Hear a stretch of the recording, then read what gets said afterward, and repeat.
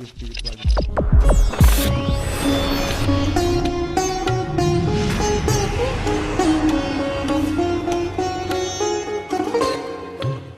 Jornalista, escritor Luiz Pellegrini, editor da revista Planeta.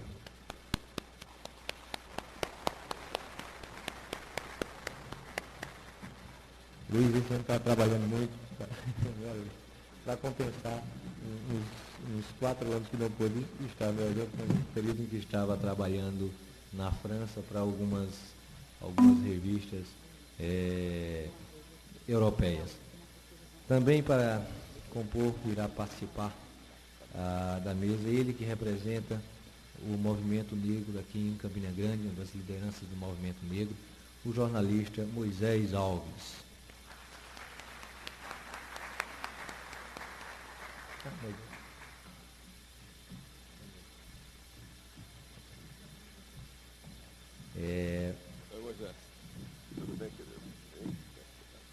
Convido agora ele que está pela primeira vez participando do evento Nova Consciência.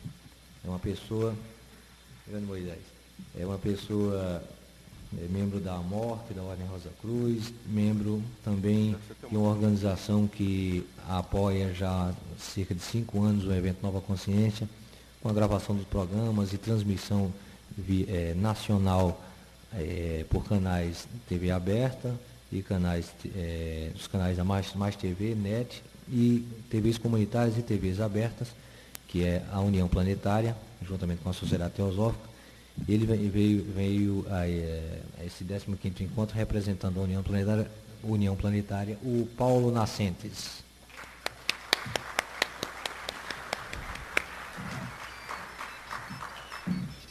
Paulo Nascentes é professor da UNB, na área de linguística, uma sumidade nisso, e está vindo pela primeira vez trazer a sua contribuição para o evento Nova Consciência.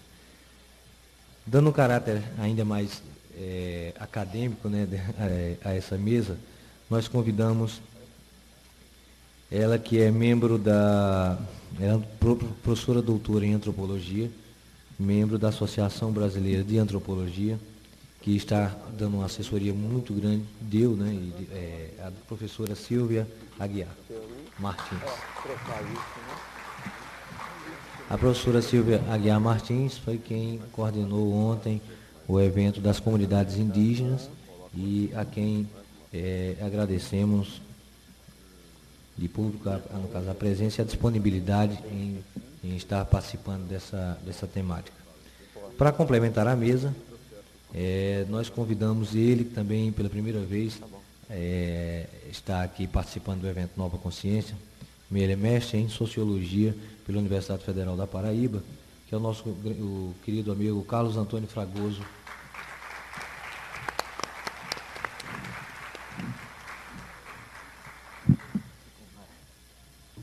Antes de passar a palavra para o nosso irmão Pellegrini, queria passar uma série de informes, até que são necessários, face os problemas que tivemos com relação à produção de folders.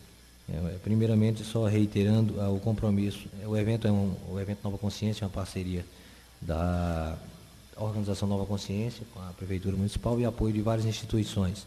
E no caso dos folders, o catálogo do evento, nós tínhamos ficado acertado por parte do órgão gestor municipal a produção de 12 mil catálogos, dos quais somente, para nossa infeliz surpresa, vieram ser feitos apenas 1.000. E ontem recebemos a informação que estariam sendo produzidos cerca de 3.000 para serem distribuídos, mas até agora nada possa ser que chegue ainda no transcurso da manhã.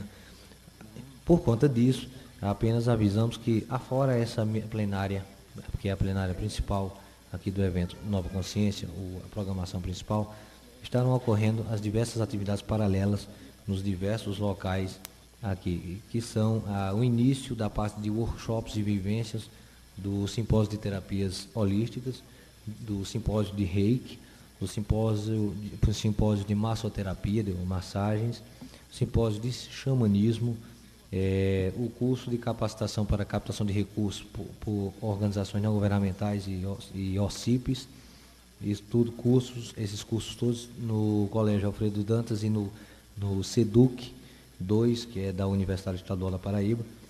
Afora isso, vai estar ocorrendo aqui embaixo o encontro do Santo Daime, um encontro com o Santo Daime, no Museu de Arte Assis Chateaubriand, o evento sobre consciência ecológica do movimento que reúne as organizações não governamentais, pessoal de universidades que trabalham com ecologia, que está com uma programação bastante vasta durante todo o evento, sempre pelas manhãs no Museu de Artes Assis Chateaubriand, que fica aqui por trás.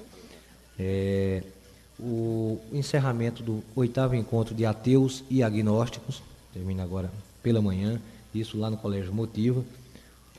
A continuidade do 6º encontro da Ordem Sufi Halvet Gerhari, do Sheikh Ragib, do sufismo lá no Colégio Motiva também. No Motiva ainda tem a continuidade do 3º Anime Cult, e agora ainda pela manhã o 3º encontro sobre filosofia perene. Esse é um evento que já vai acontecer só nesse turno da manhã lá no Colégio Motiva. A continuidade do encontro de comunicação e cultura de paz, que essa é uma parceria com a Universidade Estadual da Paraíba através da Faculdade de Comunicação, vai estar se encerrando amanhã e hoje, no período desse primeiro turno, estarão se desenrolando várias palestras. O encerramento do Fórum Cristão Socialista Libertário, o encontro sobre religião e ciência, que é um evento que só acontece hoje pela manhã e tarde também lá no Motiva. O encontrinho, né, para a Nova Consciência, e à tarde a continuidade de cursos, workshops e vivências, também dos tempos-terapias, reiki, massagens, xamanismo, e o evento sobre literatura fantástica, que é o primeiro encontro sobre literatura fantástica, vai acontecer aqui no Mini Teatro Paulo Pontes, isso à tarde, a partir das 2h30 da tarde, com a presença do nosso querido Braulio Tavares. O encontro dos presbiterianos, a Igreja Presbiteriana, isso vai ser no Museu de Artes Assis Chateaubriand, lá por trás do teatro. O evento sobre astronomia, que estará acontecendo lá no Colégio Motiva. O encontro de Sai Baba, isso à tarde também, o seminário sobre Satya Sai Baba, lá no Colégio Motiva. E o encontrinho, e o encontro, a parte de palestras do encontro do Rock na Consciência, vai estar discutindo rock e mitologia, isso no CUCA, além do evento a continuidade do evento de RPG, entre tantas outras, o Movimento de Integração do Espírita Paraibano, entre tantos outros eventos, atividades. Finalmente, vou passar a palavra para Luiz, lembrar que no hall de entrada do teatro tem a banquinha da Nova Consciência, onde estão sendo apresentados, demonstrados vários livros dos escritores que estão aqui lançando os seus textos, né, durante o evento Nova Consciência. E também a camisa da Nova Consciência, da Nova Consciência, para que aqueles que puderem ajudar a organização podem dar a sua contribuição. Passo a palavra ao nosso irmão Luiz Pellegrini e agradeço a todos a presença. Falou? Forças cósmicas estão interferindo aqui Bom dia para todos. Acho que está um pouquinho alto, não está? O som? E agora? Assim está bom ou mais alto? Está bom assim? Então, eu sou o Luiz Pellegrini, eu estou aqui para coordenar uma mesa importante dentro do quadro desse encontro para a Nova Consciência. É uma mesa sobre antropologia e espiritualidade. Eu acho que o tema dessa relação é absolutamente básico, é essencial para uma melhor compreensão de praticamente todos os temas que estão sendo tratados aqui. Na medida em que a gente não pode dissociar o estudo do homem e da humanidade, a antropologia, da espiritualidade, da questão religiosa. E nós temos aqui especialistas em diferentes áreas que eu quero apresentar para vocês. O Moisés Alves, jornalista paraibano, que é um elemento importante do movimento negro. Paulo Nascentes, da União Planetária, do Distrito Federal, Brasília.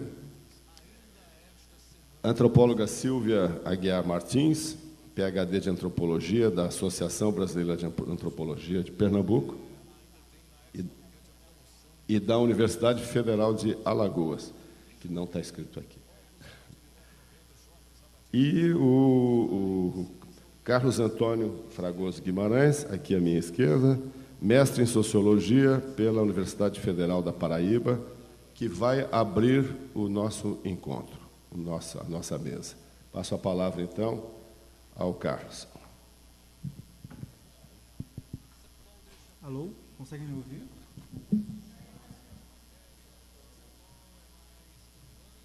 Vou aumentar o volume um pouquinho. Tá bom agora?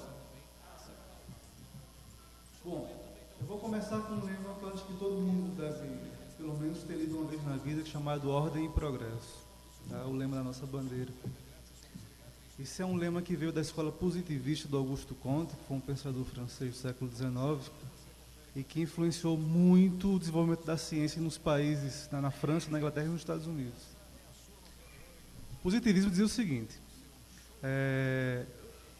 o ser humano passa por várias fases de evolução, começa com o pensamento mágico e termina no pensamento científico, né, que seria, para ele, seria o ápice do pensamento humano. E o pensamento científico deveria promover a ordem social e o progresso do conhecimento.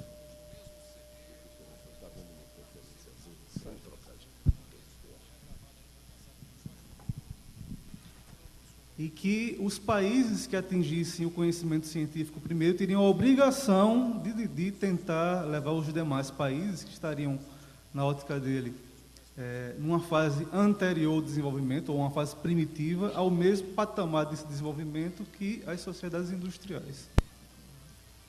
Então, houve uma visão bastante etnocêntrica, né, que perpassou todo o movimento colonialista da Europa, baseado nesse argumento dito científico, de que a missão da Europa civilizadora seria transformar os países e as sociedades não industriais, ditas primitivas, tá, ajudar o desenvolvimento delas a atingir o progresso e o conhecimento científico da Europa.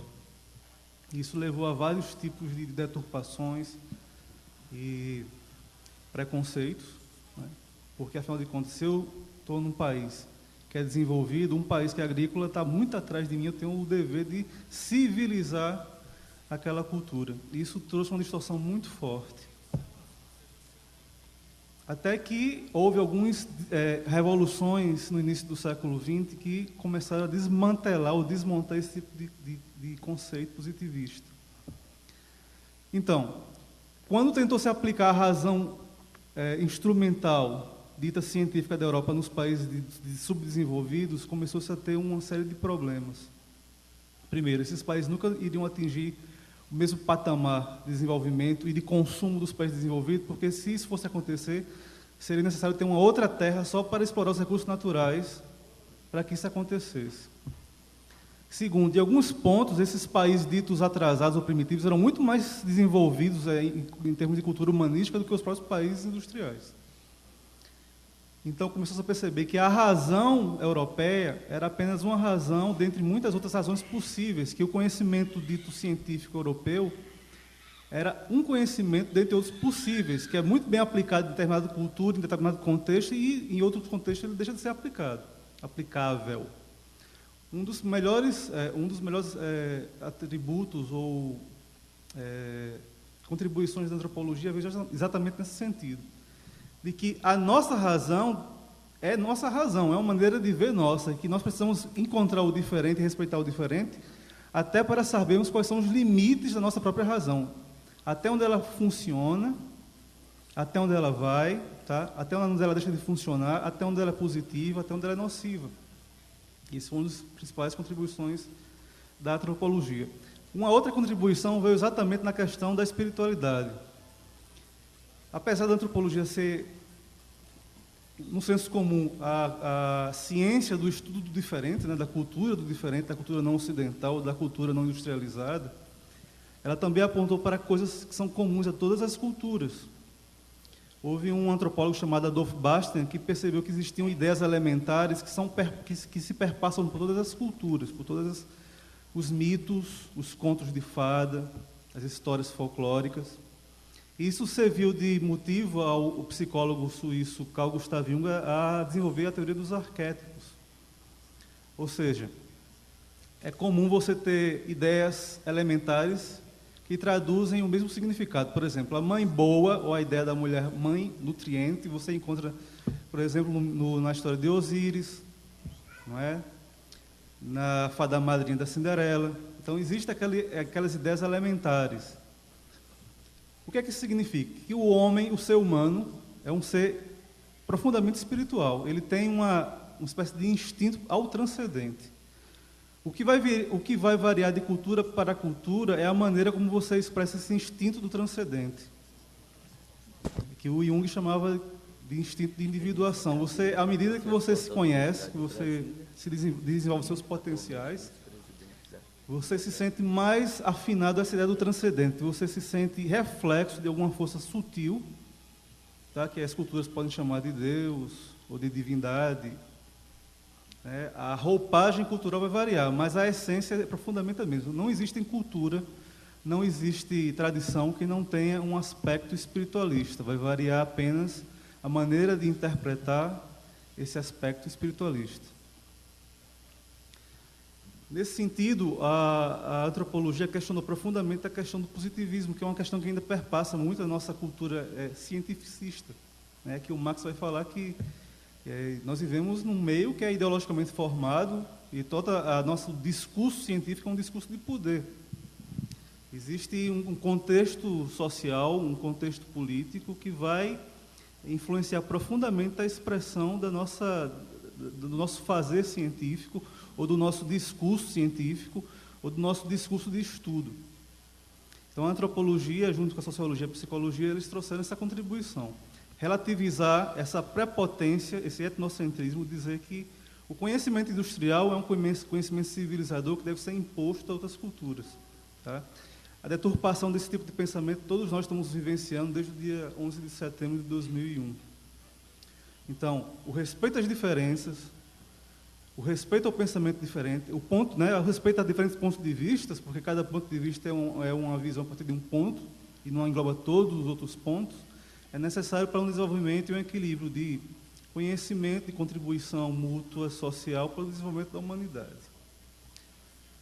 Eu acho que, por enquanto, esse é o meu recado e estamos dispostos a responder perguntas depois. Obrigado.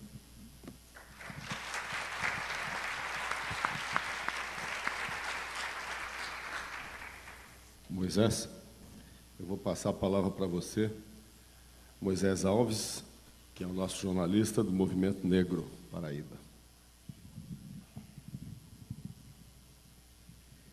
Bom dia a todos e a todas. Gostaria de saudar a mesa e saudar aos participantes da Nova Consciência como um todo e, evidentemente, dizer da alegria de estar participando do ano debutante da Nova Consciência e, com a grande preocupação, nós colocávamos isso durante todo esse tempo, das dificuldades que, ora, passam, né, no conjunto da construção desses 15 anos, e enfrentamos de tudo, e superamos a tudo, e estamos com 15 anos, apesar dos pesares. Nós temos um hábito, e é um hábito antropológico, de antes de começar qualquer que seja o trabalho, nós pedimos licença aos nossos antepassados, aos nossos ancestrais, que nos permitem aqui estar. E eu gostaria, Luiz, de pedir licença à mesa para ficar de pé um minuto e pedir que a plateia também fique de pé, né, para que a gente possa referenciar e reverenciar aos nossos, que é possível, que foi possível a sua luta, o seu sangue derramado, que nós hoje estivéssemos aqui. 30 segundos, por favor.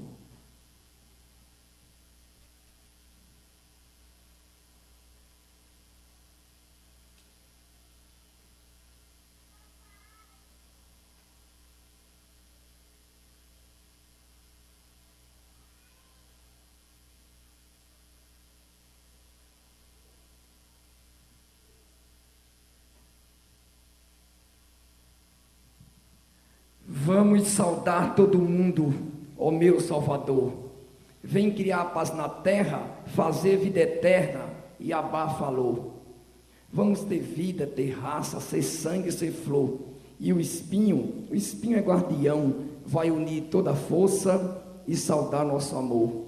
Seiá Lorixá, Seibá Balorixá, é preciso viver e saber que a estrela maior tem poder de crescer. Roifá, adivinhe os mistérios, Iemanjá, vem banhar no teu ser. Oxum, teus encantos me fazem sorrir e viver.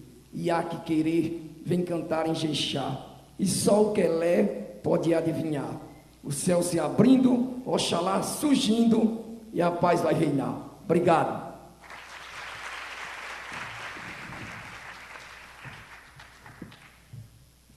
Gostaria de pedir licença mais uma vez à mesa para dedicar este debate hoje pela manhã a 3 pessoas. Primeiro, toda a coordenação do Encontro para a Nova Consciência, que merecem bravamente os nossos aplausos.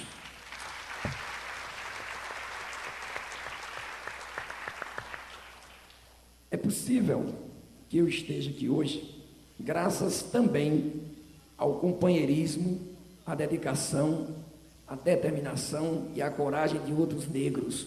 Costumeiramente, nós invocamos aos nossos antepassados, mas hoje eu quero invocar a 2 negros muito importantes para mim. O negro, meu pai, Arlindo Berto, neto de escravo, quilombola como eu, ao meu irmão Haroldo, que pela primeira vez se encontra presente aqui no Encontro da Nova Consciência, apesar de 15 anos, está ali junto com vocês na plateia, e é um negro muito especial, chamado Luciano, Benedito Luciano, professor da Universidade Federal da Paraíba, a Universidade Federal de Campina Grande hoje, né, e que contribuiu bravamente para esses 15 anos de resistência do movimento negro de Campina Grande. A todos vocês, minhas saudações, saravá, muita luz. Vamos, evidentemente, entrar no tema, mas colocar algumas razões importantes. Os movimentos negros que se sucederam, desde os africanos que aqui desembarcaram como escravos até os nossos dias, sempre foram considerados nenhum motivo lógico, como elementos divergentes no processo de formação desta nação negra brasileira. Para muitos sociólogos e historiadores, eles representavam um obstáculo a esse processo de construção nacional. Me parece que em 2005, 2006, e será também alguns anos mais, não muito diferente. Tendo como muito deles apresentado Palmares, uma ameaça, imaginem vocês, à comunidade brasileira. A unidade política também. O próprio Nina Rodrigues louva aos bandeirantes pela sua destruição, acreditando que eles conseguiram, com este ato, preservar o bem e a moral do país. Santa hipocrisia. Outros estereotipos se juntam a este tempo, e a nós, claro. Enquanto os negros lutavam e continuam lutando contra a escravidão neoliberal, através das violências, nos seus mais diversos níveis, eram considerados bárbaros, e o seu comportamento analisado como patologia social e muitas vezes também biológica. Somente a elite, era tida como a inteligente e conciliadora, podia conduzir racionalizando as medidas protetoras a favor do negro escravizado ou os movimentos abolicionistas posteriormente. Podemos ver então que na última fase deste movimento, especialmente em São Paulo, mecanismos reguladores inibiram a participação da organização antropológica do negro e, pior, do negro tido como escravo moderno. Os abolicionistas e o abolicionismo passou a ser administrado pelos moderados. O discurso radical de Antônio Bento se diluiu numa prática progressivamente conciliadora e o escravo praticamente excluído como sujeito histórico, dinâmico e participante do conjunto brasileiro da antropologia. Após a abolição, a mesma estratégia montada contra as organizações negras. Para justificar essa perseguição, alega-se que elas são artificiais. Atentem para esse nome, artificiais. Fomentadas por mentores radicais, pois no Brasil há uma verdadeira falsa democracia racial, daí a sua função divisionista, e tome divisionismo. Apesar de toda essa pressão, os grupos negros continuam lutando e organizados. O seu fechamento e a era contra o Estado Novo, que também foi extremamente discriminador. Em seguida, a redemocratização em 1945, e olha que anos escuros, que o jornalismo, Luiz, tem mania de chamar de anos negros. Anos negros é a falta de consciência de quem não leu a história negra. São anos escuros da ditadura militar que finalmente se impôs nesse país em 1964. E aí, vamos partir evidentemente para o tema que nós estamos sendo instigados a comentar. A antropologia, uma organização, pensamos nós, de discussão social, que se propõe a discutir a ciência da própria organização. Imagine então que em relação às discussões negras, equivocadamente a história coloca os negros como desorganizados e que estavam fora da dinâmica da instituição chamada país, chamada nação. Ora, nós somos o país mais negro da América Latina e o segundo país mais negro do planeta. Só perdemos para os nigerianos, professor Décio. Imagine então como vamos falar de organização social no Brasil, sem que perpassamos pelo processo já do neoliberalismo há 500 anos começado nesse país, através do instinto trocador europeu que tornava o negro moeda, que tornava o negro mercadoria. E aí sim começa essa discussão do processo antropológico, ao contrário do que se possa imaginar, o de que a história oficial conseguia colocar, de dizer que aqui estavam os negros analfabetos, os negros sem cultura, as mulheres que não pensavam e só serviam para servir, muitas vezes, de homeopatia para curar as mulheres e os homens europeus de seus problemas sexualmente transmissíveis. Esse discurso que a mulher negra era eroticamente mais gostosa vem de muito longe, e não é à toa que no carnaval, se vocês percebem, e é evidente pela capacidade intelectual de cada um que aqui está, percebem muito bem que uma das coisas que mais expõe e se vende no carnaval é o corpo da mulher negra. Falta de respeito, falta de moral e falsa abolição. É claro que para todo esse conjunto nós trazemos para a discussão cultural. O carnaval é importante? É cultura? É. Mas por que tem que se fazer esse paradoxo erótico? Né? Afinal de contas, o corpo é a casa da nossa alma, ao qual nós devemos respeito, porque aqui mora um processo físico, metabolístico e, sobretudo, humano. Mas o corpo feminino, que é discutido antropologicamente como instrumento erótico do mundo europeu, na época em que nós já éramos escravos. E, pelo visto, vamos continuar tendo mais 500 anos de carnaval vistos apenas pelos nossos corpos, o que é uma grande pena. Propositadamente, eu sou fã da revista Planeta, aliás, sem querer jogar flores, Luiz, acho uma grande contribuição para o estudo antropológico, e aí eu peguei uma das revistas ali, foi de graça, viu, Luiz? Espero que você mande mais um bocado do movimento negro. E aí diz uma coisa muito interessante: mulheres negras fundaram a primeira sociedade secreta feminista no Brasil. Então, como podemos dizer que os negros estavam desorganizados, que os negros não pensavam, que os negros não podiam estudar, se já se pensava naquela época na organização antropológica feminista? A Europa estava muito atrasada, meu caro companheiro. As mulheres no Brasil era simplesmente sinônimo de liderança, de politização e, sobretudo, de proteção da sociedade como um todo. Portanto, presente absoluta na construção antropológica da sociedade brasileira. Não era apenas a questão da organização negra dos quilombolas, não. Era da sociedade brasileira.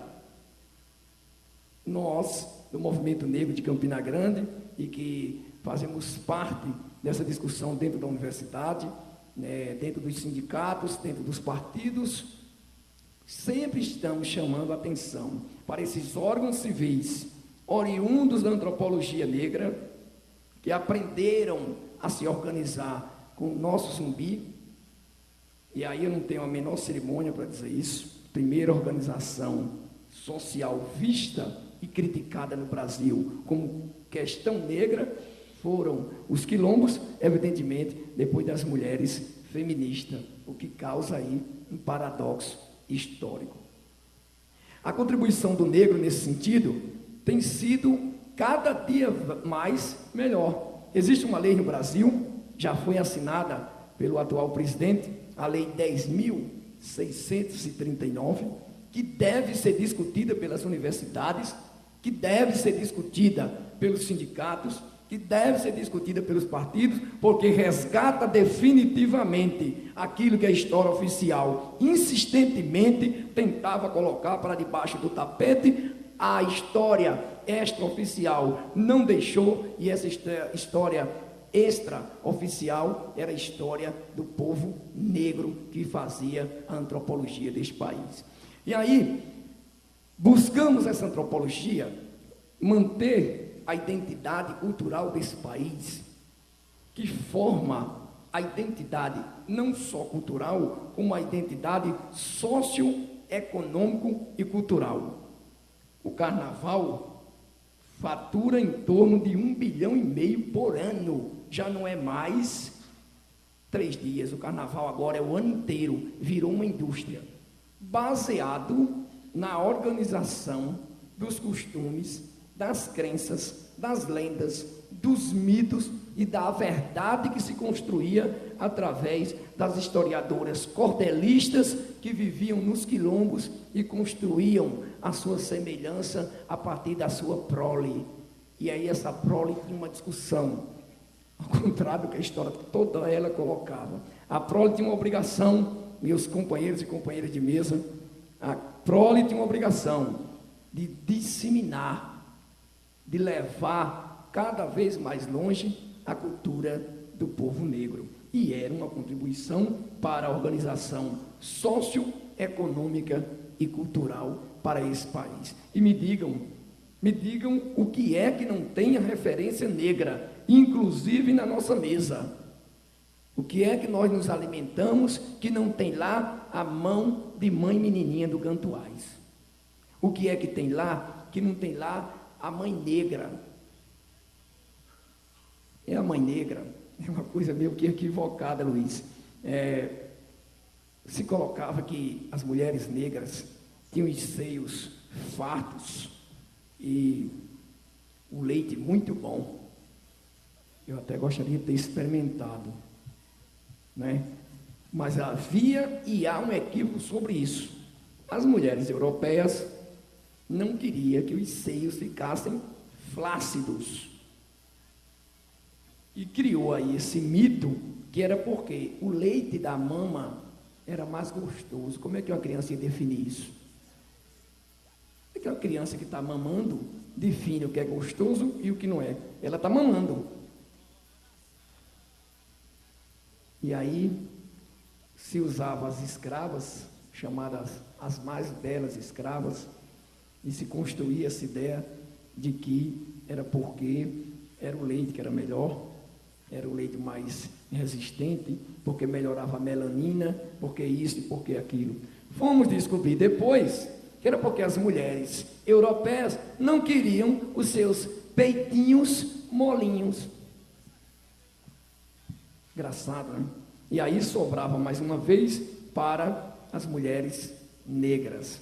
E foi uma contribuição cultural de uma mulher negra chamada Maria Conga, do Congado de Magé, que hoje lá nós chamamos de Congada, que contou para os negros que essa história era uma história mirabolante. E os negros se preocuparam em escrever e aproveitaram o discurso abolicionista para construir a nova versão do que chamavam de história oficial brasileira. Isto para deixar claro que nós não somos inocentes, nós não somos ingênuos de continuar acreditando em determinadas histórias. Daí a nossa persistência em relação à Secretaria de Igualdade Racial em sistematizar para com as secretarias de educação do Estado, com as secretarias de educação de cada município e a obrigação de cada gestor público de tornar a lei de fato e de direito. Assim estaremos resgatando definitivamente a contribuição, a grandiosa contribuição do povo negro para com este país. Só desta forma, através da educação, é que vamos transformar mesmo.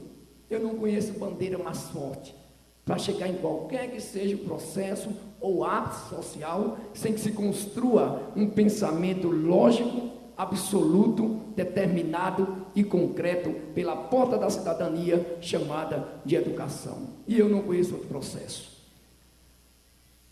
Mudando, evidentemente, da questão antropológica, e bate ainda nisso, vamos passar rapidamente para a questão da espiritualidade.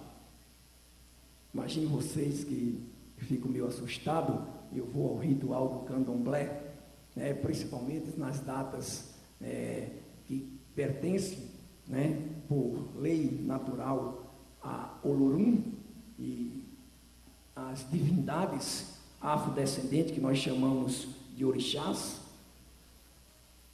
As pessoas ainda têm uma coisa que é terrível para a construção de uma sociedade melhor. Nós estamos chamando de tolerância.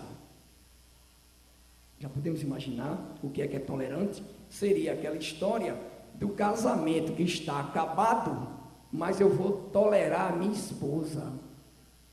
Ué, não tem outros caminhos, não? Seria aquele namoro que está acabado, mas o namorado faz chantagem com a namorada, diz: olha, se você se separar de mim, eu me suicido. E ela, por pura tolerância e medo daquilo que é mais belo para o ser humano, chamavam o namorado e diziam: olha, você pode continuar fingindo que namora comigo, eu não vou contar para ninguém. A relação que tem isso para com a história do candomblé é exatamente igual. Muita gente, independente de raça, eu só conheço uma raça, Luiz, a raça humana, e independente das etnias, aí a gente pode questionar isso antropologicamente, né, professora? Então, eu conheço muita gente que vai ao terreiro de candomblé, e a gente fica meio que em mal-estar, porque tem pessoas que escolhem o horário. Professor, Benedito Luciano, o qual eu saudava, é aquele cidadão que ali está. Gostaria que Benedito ficasse de pé, que a plateia pudesse saber do nosso... E aí vão ao terreiro, marcando horário, parece consulta médica. Olha, eu gostaria de que o senhor me recebesse 10 horas da noite, eu trarei tudo, as flores, o açúcar, todo o alimento do candomblé, mas me deixe chegar 10 da noite. Ué, mas qual é o problema de chegar 8 da noite, 7 da noite? Afinal de contas, todos os cursos religiosos têm lá o seu horário. Por que é que nós temos que ser diferentes? No horário normal, vamos tocar todos os elus a partir de 7 da noite, para que todo orixá possa estar dormindo mais cedo. Eu imaginava que quando Olorum fez o mundo, pegou um pouquinho de barro, jogou para cima e soprou. 6 dias depois, observou todo o universo. No 7º, descansou. Olorum é Deus, revestido da divindade. A nossa espiritualidade está exatamente aí. E não é à toa que quando você vai ao terreiro, quando você vai ao templo do candomblé, tem uma coincidência muito grande entre o toque, que aí chamam de terreiro, porque as festas começaram realmente em grandes terreiros dos grandes quilombos, e aí criou-se o apelido de terreiro, mas o candomblé tem seu templo, tem o seu peji, que africanamente a gente chama de peji, mas é, digamos que, o lugar litúrgico do pensamento espiritual. É a capela, é o lugar que bota a imagem do orixá daquele dia. Essa espiritualidade está em nós. Sabe em que instante?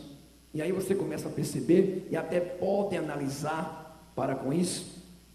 Em dado momento, todas as músicas afros, inclusive as falsas afro, né? Os axés que tem um sentido etimológico de um jeito e na música tem de outro, mas de qualquer forma é uma forma de divulgar a questão da consciência negra. Você, quando escuta o toque do Elu, por exemplo, você se balança, não é bom, né? O trio passa e quando faz o toque lá da percussão, não se iludam, é um Elu, e aí a partir desse Elu, por mais que você esteja durinho, você começa a se balançar, e a gente gosta, né? Existe um outro equívoco nessa questão espiritual. Alguém vai para a discussão da religiosidade, e aí coloca, eu vou para macumba. Equivocado. Primeiro que macumba não existe. Existe macumba, instrumento musical afro, que transforma toda a alegria, inclusive na marcação do samba, que é uma contribuição sociocultural do povo negro no Brasil. A espiritualidade passa exatamente por esse campo, pela dança das cores. Cada cor você tem um estado de espírito. Inegavelmente, 80% das roupas que nós escolhemos correspondem ao nosso estado de desejo, de transformação íntima espiritual. Dificilmente você vai construir a espiritualidade e se transcorrer fisicamente de forma contrária. Daí o processo da espiritualidade negra ter as versões das cores dos orixás. Se você vê a cor de Xangô, orixá do fogo e da justiça, você vai perceber que é uma espécie de orixá guerreiro, daquele que é de roupa vermelha, e você, quando veste vermelho, me parece que está em estado de luta, de guerra não, de luta. E poderíamos usar vermelho de manhã, amarelo de tarde, branco à noite, preto na madrugada, estaríamos saudando a toda a nossa alegria espiritual que se constrói durante a nossa estadia por essa passagem que nós chamamos de passagem transcendental humana. E aí sim, estaríamos falando da nossa espiritualidade sem precisar provar nada para ninguém. E é por isso que nós discordamos, Luiz, dessa história da tolerância. Que tolerância?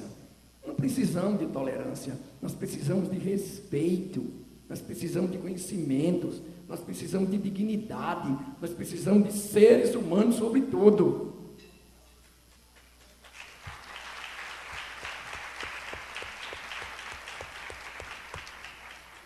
A tolerância parece aquele discurso e aquela prática, pior antes ele, pior sem ele. Parece isso.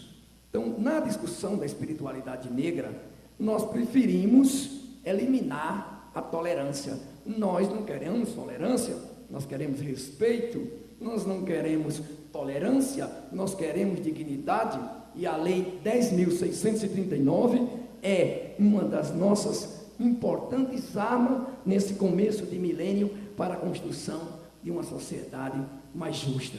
Então, a todos vocês, que todos os espíritos positivos, que toda alegria, que toda energia, que toda divindade, que tenha lá qualquer nome, mas que seja de paz, de sustentabilidade, de obrigação para com o meio ambiente. Essa vai ser a nossa grande bandeira e este será o nosso grande propósito. Vamos defender o meio ambiente, porque o ser humano é diretamente prejudicado quando existe um processo de devastação, de falta d'água, e ontem o debate se acirrou muito sobre isso, questionava isso com o Décio agora pela manhã, a falta de água, e me parece que aquele acirramento, Décio, era a grande preocupação que nós estamos tendo no planeta, porque daqui a 15 anos um copo com água vai custar mais caro do que meio litro de gasolina, e certamente provocará a intolerável terceira, quarta, quinta guerra do planeta, e nós não temos torcida nenhuma por isso. Por isso, preservar o planeta, porque em relação à discussão da espiritualidade, é este planeta que nos dá os 4 elementos para a nossa sustentabilidade, para a nossa paz, para quebrar o nosso egoísmo. Vamos construir uma sociedade mais justa. Deixa a minha melanina para lá. Dance a minha música, escute e coma o meu som, coma a minha tapioca, né? Coma a minha cocada, é boa, coma o nosso amendoim, nosso beiju, sei lá. Respeitem a nossa cultura e os nossos costumes alimentícios que estão sobre a vossa mesa. Para concluir, e para definitivamente clarear, a contribuição antropológica e a contribuição da espiritualidade negra é tão presente que nós precisamos estudar também a linguagem iorubá.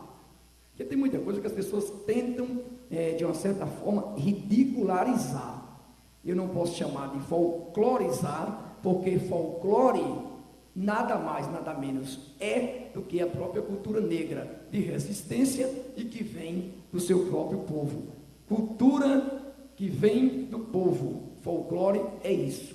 Agora, tentam ridicularizar, mas não vão conseguir, podem ter certeza, porque o nosso estado de espírito, Luiz, não permite. Nós vamos crescer defendendo a consciência negra, estejamos nós nas igrejas evangélicas, nas igrejas católicas, no tempo do candomblé, no tempo da Umbanda, nós estaremos defendendo que, sobretudo, sejamos respeitosos. Quando encontrarem um ebó por aí, saibam que é a nossa contribuição para que a natureza energeticamente nos alimente. É uma retribuição, Luiz, é uma oferta. Imaginem vocês que quando vocês comem um tomate, vocês estão comendo todas as energias cósmicas. A natureza tem umas cobranças, não sei se relaciona, ainda não tenho isso historicamente definido, nem cientificamente definido, a natureza cobra muito do ser humano.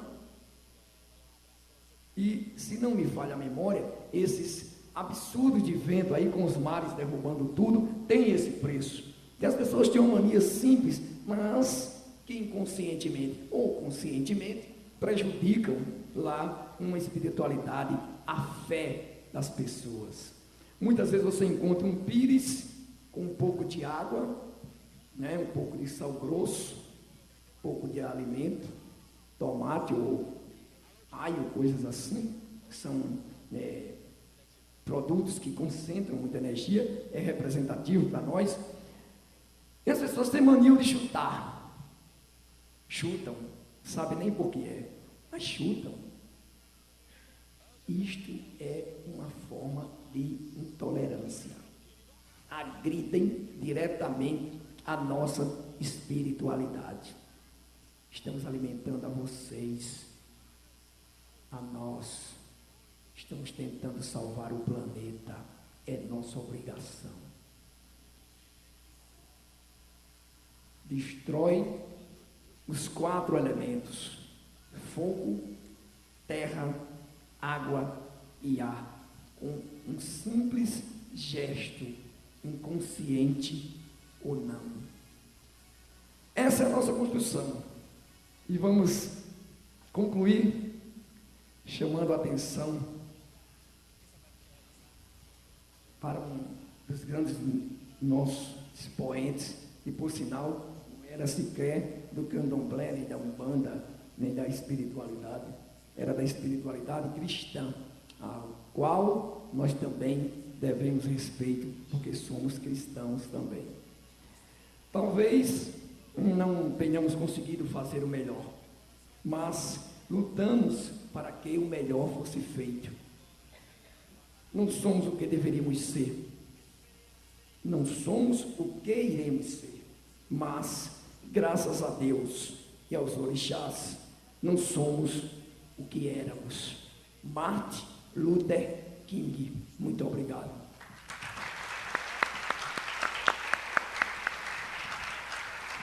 Obrigado, Moisés. Prosseguindo, vamos passar a palavra ao Paulo Nascentes. O Paulo Nascentes da União Planetária do Distrito Federal de Brasília, também é professor da Universidade de Brasília e vice-presidente da Liga Brasileira de Esperanto. Muito obrigado. Um bom dia a todos. Vou fazer aquela transição de um assunto para o outro, mas sem perder a continuidade. Por quê? Porque nessa mesa nós vamos perceber, como na vida, que há unidade na diversidade. Eu trago o abraço fraterno do Dr. Ulisses Riedel, presidente da União Planetária, e que está presente aqui, pena que não gravando e registrando esse momento importante, certamente por dificuldades de apoio, de patrocínio, mas que nós temos a esperança de que no próximo encontro estaremos aqui com uma equipe completa e não apenas com um representante. Falar em união planetária implica necessariamente nós refletirmos sobre unidade e diversidade.